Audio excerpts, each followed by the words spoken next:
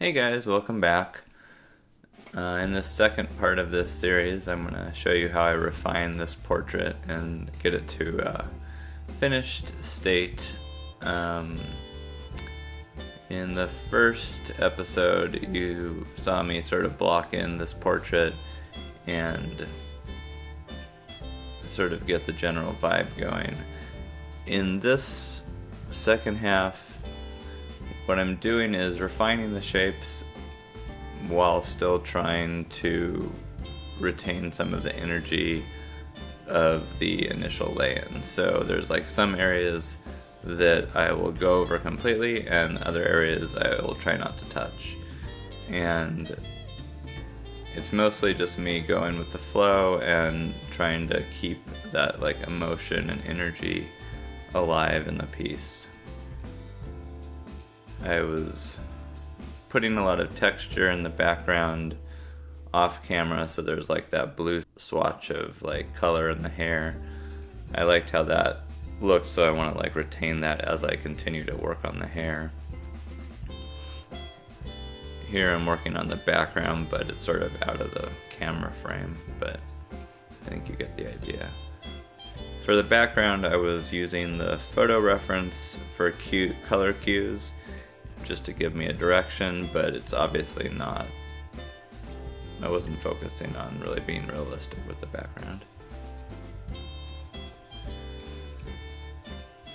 At this stage, I wasn't sure how much of the eye and like that part of the face I wanted to keep abstract versus real, so I'm just sort of slowly refining that in, and I eventually do put the eye in a little bit more. But honestly, I was like not sure if I wanted to just keep it super abstract or not.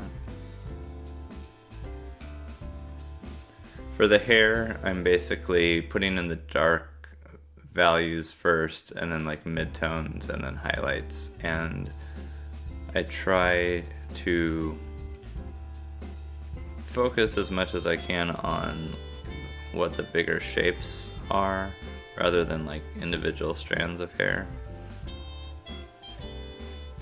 And again, trying to like sort of just keep a lot of the textural background stuff mixed in with it.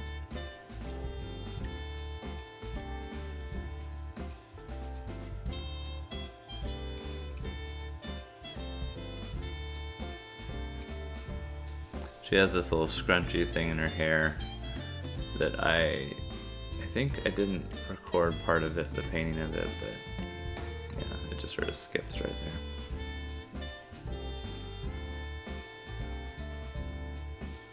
I bounce around a lot, I'll like see something and just decide I want to work on it.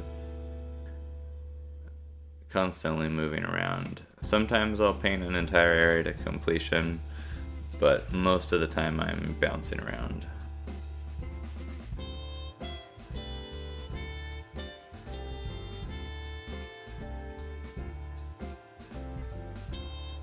So one of the challenges with this painting is a huge portion of her head is covered in shadow, which normally isn't a great thing for a painting. Like normally you want some nice highlights and light on the face.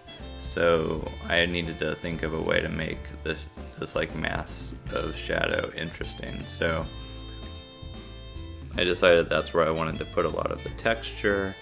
And I think you'll see in a minute I add even more color and texture to the cheek area in a couple minutes.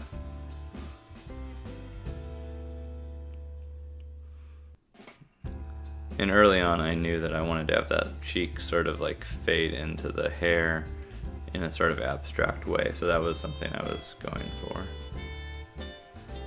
Yeah, so just I think you need to be okay with covering stuff up and or scraping things out and just like go with it.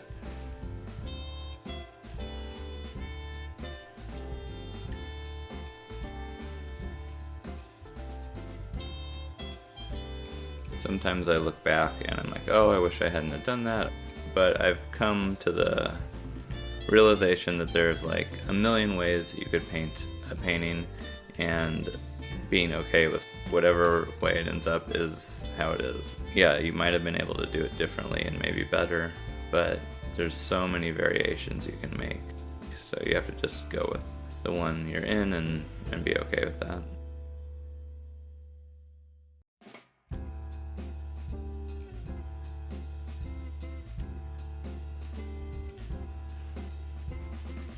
I'm constantly rotating the canvas and like using a mirror to see the painting in a different way. This helps me see if there's like a major error in the drawing, or if just something just looks off. It'll make it more noticeable to me if I rotate the canvas or like I said, use a mirror.